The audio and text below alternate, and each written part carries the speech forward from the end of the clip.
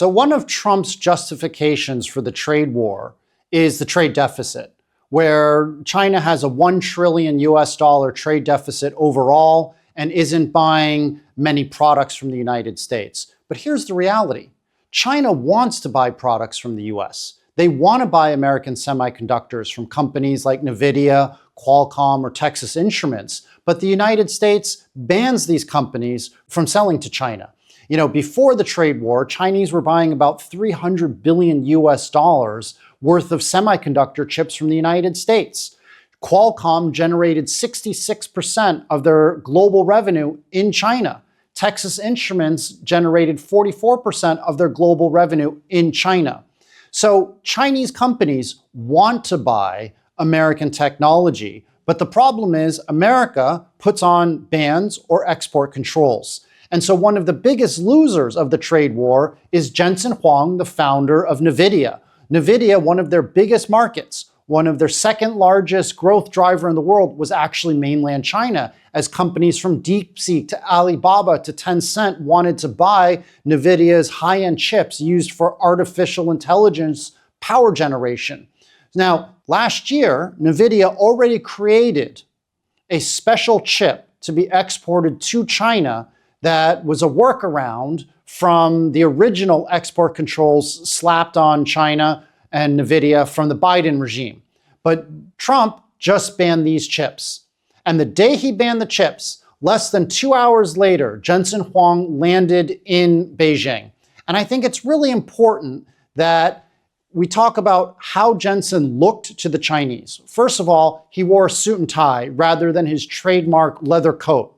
This was taken as a symbol of respect, not just to the Chinese people, but also to the CPC and the senior government leaders like He Lifeng that he met, the vice premier. He was showing respect to the Chinese people. But most importantly, not just in his dress, Jensen Huang said, "We are committed to the Chinese market and we want to continue to grow because it's an important growth driver for us." You know, Jensen Huang, just like Tim Cook, the CEO of Apple, has been very publicly stated that they want to continue to do business with China, that they don't see this as the national security threat for the United States that a lot of people, you know, xenophobes in DC are talking about. But here's the thing. Unfortunately for Jensen, I think you're not going to see an end of the export controls anytime soon. And China might not be as good a market from a profitability standpoint for Nvidia going forward as it should be, as xenophobia, as hysterics, as exaggerated national security threats, you know, sort of ripple through DC, both among Republicans and Democrats alike. And that's why I have a book called The Split, in a book that I just wrote and came out a few months ago. I talk about how American technology companies probably should lower their expectations on the growth opportunities in China. The reality is that Chinese companies, even if they want to buy American technology, are too scared to buy American technology because they're scared maybe a year from now or 2 years from now, the United States is going to slap more export controls or going to slap other policies like not allowing them to service older products and older chips. And thus they're worried that their semiconductors will be unusable or will become bricks. To do that, as I wrote in The Split, China is focused on building up indigenous innovation. And so the Chinese government has spent hundreds of billions of dollars in consortium with private Chinese companies in building up a semiconductor sector.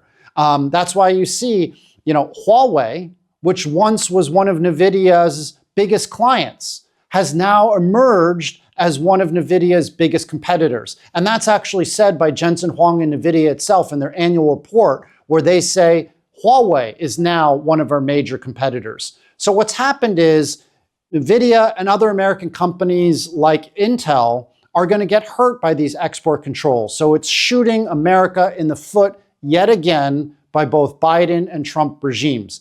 You know, Intel was once one of the dominant semiconductor companies in the world, and 1% of their global revenue alone was sold to Huawei in 2016. But after export controls, Intel could no longer sell their chips and other technology to China. And that's why Intel just fired their CEO, Pat Gelsinger, and replaced him with Lip Bhutan, a new CEO. Now, part of Intel's problems, is due to poor strategy, poor execution on foundries, but a understated but very important problem was that they lost revenue because they couldn't sell to Chinese competitors. I think it was great that Jensen Huang, despite all of the xenophobia and fear-mongering in the United States, had the courage, had the bravery to come to China and say, China's an important market for us. And what's also very important is Jensen is ethnically Chinese.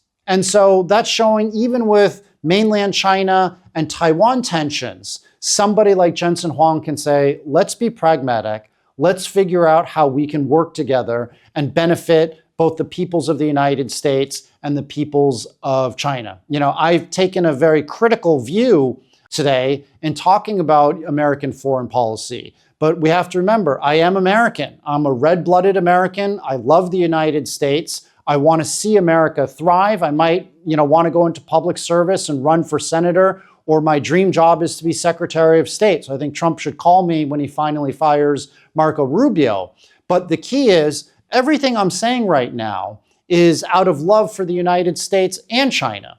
I want to strengthen America, and America can only be strengthened if we follow the advice of people like Jensen Huang and view economic trade between the two countries as beneficial. We have to ignore the Scott Bessents, the Peter Navarros of the world, and we need to push up the people like Tim Cook, people like Jensen Huang, who are really deep down in the trenches, understand supply chains, understand technology, and understand the need for profitability going forward.